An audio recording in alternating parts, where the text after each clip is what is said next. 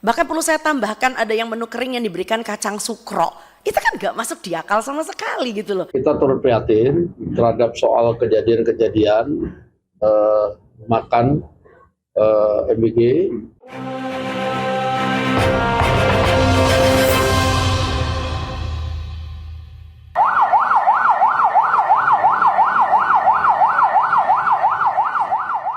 Kita turut prihatin terhadap soal kejadian-kejadian makan MBG yang saat ini terjadi di beberapa tempat. Nah, tentunya kita meminta kepada MBG untuk menyikapi hal ini dengan serius, dan lalu kemudian kita juga meminta kepada APH untuk juga ikut melakukan investigasi lapangan. Ini kan sebetulnya tanggung jawabnya antara mitra dapur dengan pihak anak-anak SPPI yang disebut dengan KSPPG. Nah, ini proses masaknya terlalu cepat, kemudian pemilihan bahan baku yang kurang baik. Untuk di Bandung Barat itu didistribusi oleh 2 dapur, tapi dikelola oleh 1 yayasan. Sehingga berpotensi belanjanya ayam ini bisa di satu lokasi. Nah, ayamnya ini ayam yang tidak segar yang dimasak. Bisa jadi karena ini pemiliknya satu yayasan, 2 dapur, dia belinya itu dalam satu distributor ayam yang sama gitu. Jadi makanya kena dari 2 dapur ini kena semua kan, sudah ditutup untuk batas waktu yang tidak ditentukan. Di sekolahku tiap hari Kamis dibagikan roti, susu kotak sama telur. Ya, lalu kemudian anakku pernah muntaber gara-gara susu. Tidak banyak orang yang tahu bahwa etnik Melayu itu 80% itu intoleran laktosa, termasuk saya. Ya, jadi Anda bisa bayangkan bahwa menurut Permenkes tahun 2014, udah 11 tahun loh. Ya, Permenkes nomor 41 2014 bisa dicatat, bisa dicari dokumennya. Kita itu udah keluar dari 4 sehat 5 sempurna. Saya nggak tahu apakah anggota dewan yang terhormat masih tahu itu, bahwa kita udah lewat dari 4 sehat 5 sempurna. So, susu adalah bagian dari protein hewan yang tidak penting banget. Selama di situ ada telur, ada ikan, ada daging, negara kita kurang apa lagi? Ya, jadi kita tidak mungkin mengkonsumsi susu sebagai bangsa Melayu begitu loh ya. Akhirnya ada yang mencret. Lalu kemudian di Depok ada ayam masih mentah, ya kan? Lalu kemudian ada lagi selama di kampungku juga pernah ada belatung seperti yang tadi udah diungkapkan oleh Cisdi. Next please. Ini adalah bukti nyata dari susu yang dibagi. Anda bisa tahu bahwa publik kita tuh udah pinter. Publik kita udah pinter banget. Yang dibagi ini bukan susu, ini adalah minuman bergula dan ada tulisannya tidak cocok untuk bayi sampai usia 12 bulan. Bahkan perlu saya tambahkan ada yang menu kering yang diberikan kacang sukro. Itu kan gak masuk di akal sama sekali gitu loh. Dan kacang sukro juga ada tulisannya karena mengandung aspartam. Tidak cocok untuk balita dan ibu hamil dan dibagikan.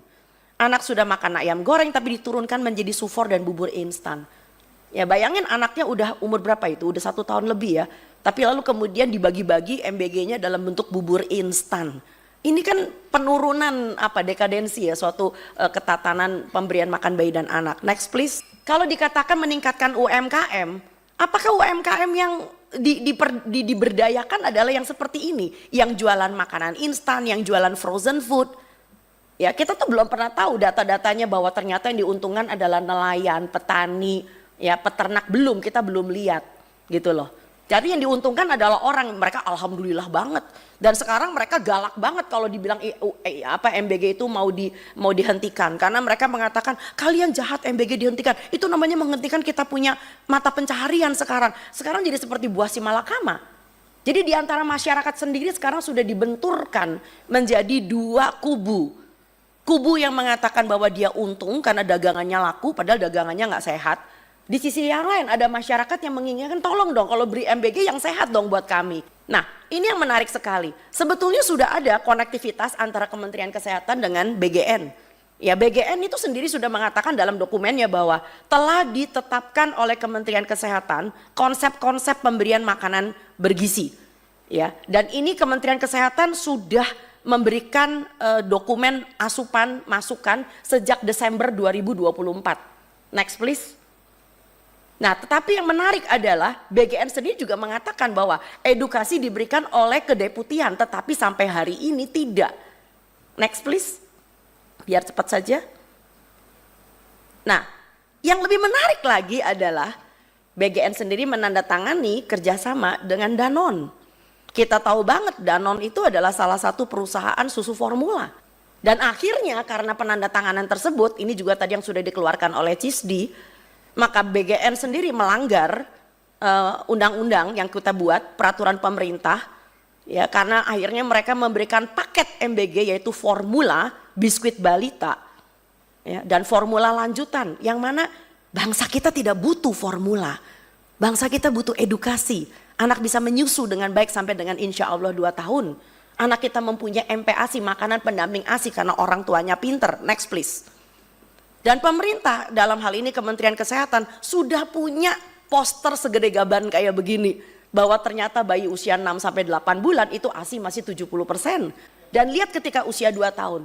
Usia 2 tahun udah gak ada gelas susu di situ. Karena giginya sudah komplit.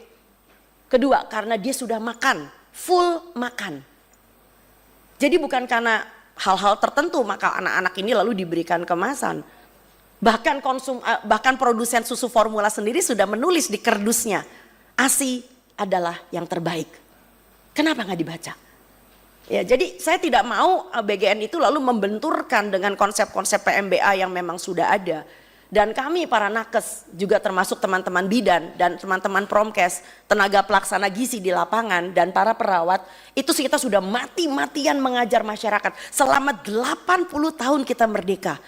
Dan sekarang dihabiskan hanya karena supaya produk-produk instan ini merajalela.